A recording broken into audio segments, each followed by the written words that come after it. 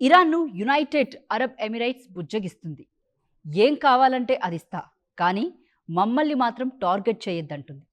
అమెరికాను మీ ఇష్టం వచ్చింది చేసుకో, బట్ తమ జోలికి రావద్దని పబ్లిక్గానే రిక్వెస్ట్ చేస్తుంది.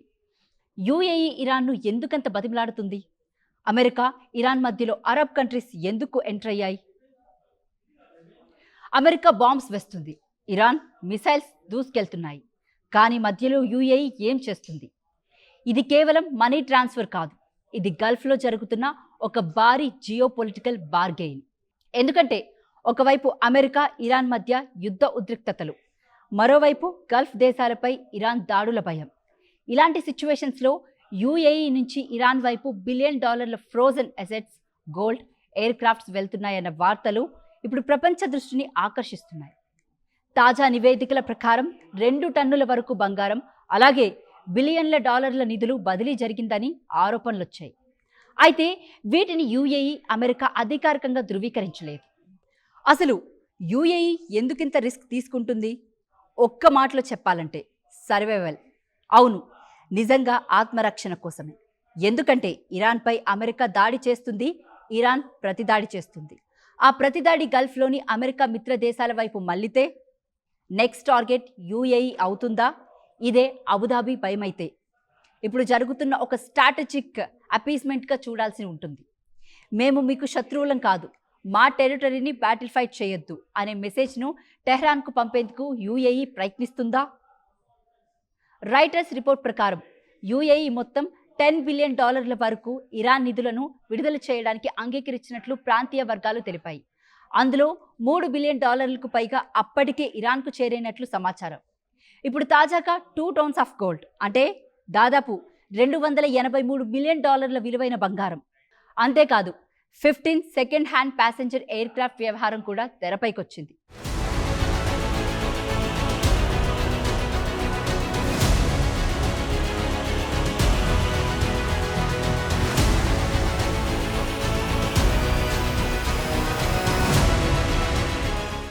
ఇది యాదృచ్ఛికతమా, లేక money for piece, assets for protection అనే ఒక పెద్ద డీల్లో భాగమా? ఇక్కడే అసలు ట్విస్ట్. ఇరాన్కు డబ్బు అందితే అది కేవలం క్యాష్ ఫ్లో కాదు, అది టెహ్రాన్కు బ్రీతింగ్ స్పేస్. ఎలా అంటే ప్రస్తుతం పరిస్థితుల్లో ఇరాన్కు ఆర్థిక ఒత్తిడి కొంత తగ్గుతుంది, అంతర్జాతీయంగా ఒంటరితనం కొంత తగ్గుతుంది, విమానయాన రంగానికి ఊపిరొస్తుంది. ముఖ్యంగా Iran cannot be completely isolated అనే పొలిటికల్ సిగ్నల్ బయటకు వెళ్తుంది. అదే యుఏఈకి మాత్రం మరో అర్థం.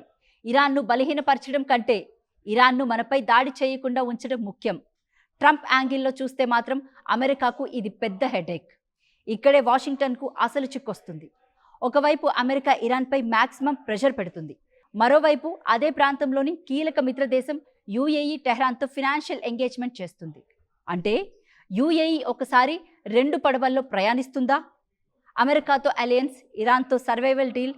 ఇదే యుఏఈ యొక్క డిప్లొమాటిక్ బ్యాలెన్సింగ్ యాక్ట్. అటు అమెరికాను వదులుకోదు, ఇటు ఇరాన్తో శత్రుత్వం పెంచుకోదు, యుద్ధాన్ని మాత్రం తన భూభాగానికి రానివ్వదు. ఎందుకంటే గల్ఫ్లో వార్ అంటే కేవలం మిసైల్స్ కాదు. వార్ పెరిగితే ఆయిల్ సప్లై దెబ్బతినవచ్చు, షిప్పింగ్ రూట్స్ ప్రమాదంలో పడవచ్చు, పోర్ట్స్ టార్గెట్ కావచ్చు, ఎయిర్ స్పేస్ మూసుకుపోవచ్చు, ఇన్వెస్ట్మెంట్స్ పారిపోవచ్చు, గల్ఫ్ ఎకనామీ మొత్తం షాక్లోకి వెళ్ళొచ్చు. అందుకే యుఏఈ ఇప్పుడు ఒక ఇన్సూరెన్స్ పాలసీ కొనుగోలు చేస్తుందా? గోల్డ్ ఇచ్చి పీస్ కొనాలనుకుంటుందా?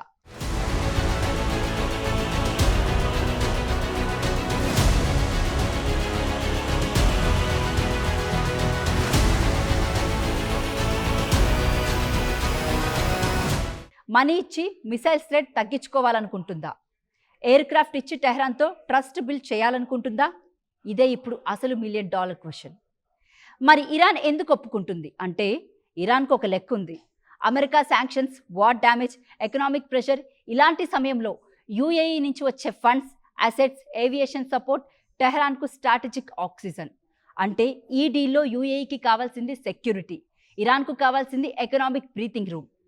ఇద్దరికి అవసరం వేరు, కానీ ప్రయోజనం ఒక్కటే, వార్ను గల్ఫ్ మొత్తానికి విస్తరించకుండా అడ్డుకోవడం. కానీ అసలు ప్రమాదం ఇక్కడే ఉంది. ఇలాంటి సీక్రెట్ లేదా ఇన్ఫార్మల్ అరేంజ్మెంట్స్ నిజంగా ఉంటే అవి ఎంతకాలం పనిచేస్తాయి?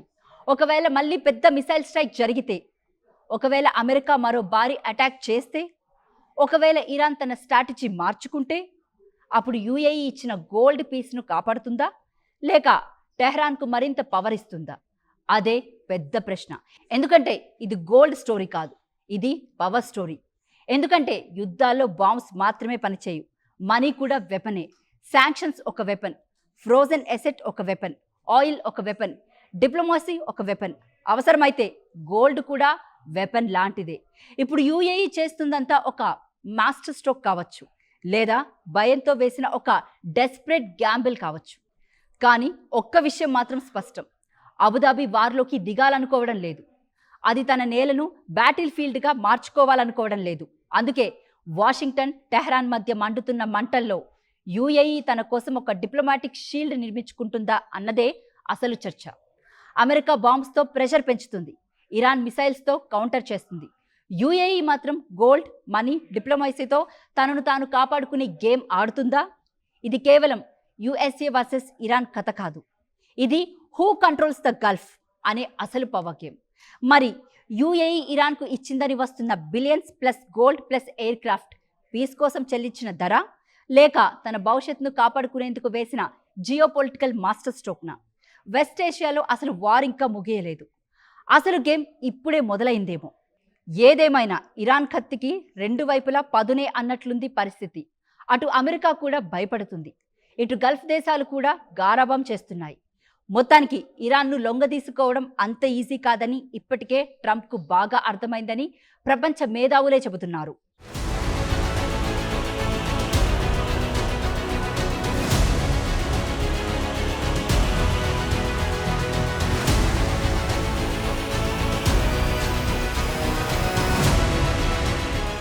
మనీ ఇచ్చి మిసైల్స్ రేట్ తగ్గించుకోవాలనుకుంటుందా?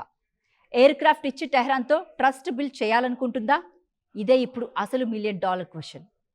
మరి ఇరాన్ ఎందుకు ఒప్పుకుంటుంది అంటే, ఇరాన్కు ఒక లెక్క ఉంది. America sanctions, war damage, economic pressure, ఇలాంటి సమయంలో యుఏఈ నుంచి వచ్చే ఫండ్స్, అసెట్స్, ఏవియేషన్ సపోర్ట్ టెహ్రాన్కు స్ట్రాటజిక్ ఆక్సిజన్. అంటే ఈ డీల్లో యుఏఈకి కావాల్సింది సెక్యూరిటీ, ఇరాన్కు కావాల్సింది ఎకనామిక్ బ్రీతింగ్ రూమ్. ఇద్దరికి అవసరం వేరు, కానీ ప్రయోజనం ఒక్కటే, వార్ను గల్ఫ్ మొత్తానికి విస్తరించకుండా అడ్డుకోవడం. కానీ అసలు ప్రమాదం ఇక్కడే ఉంది. ఇలాంటి సీక్రెట్ లేదా ఇన్ఫార్మల్ అరేంజ్మెంట్స్ నిజంగా ఉంటే అవి ఎంతకాలం పనిచేస్తాయి?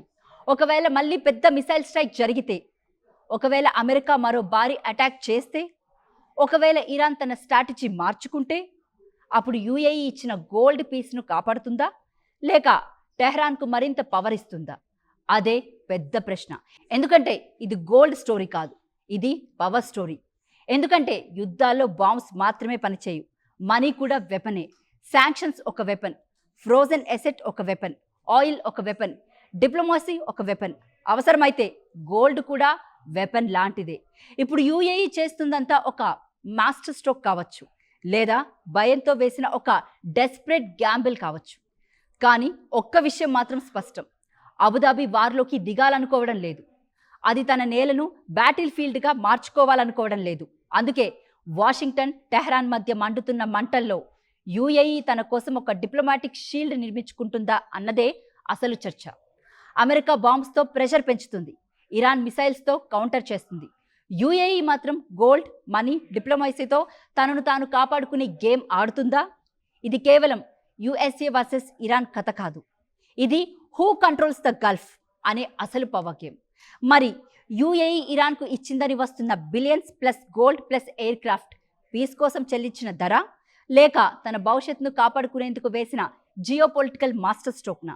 వెస్ట్ ఏషియాలో అసలు వార్ ఇంకా ముగియలేదు, అసలు గేమ్ ఇప్పుడే మొదలైందేమో.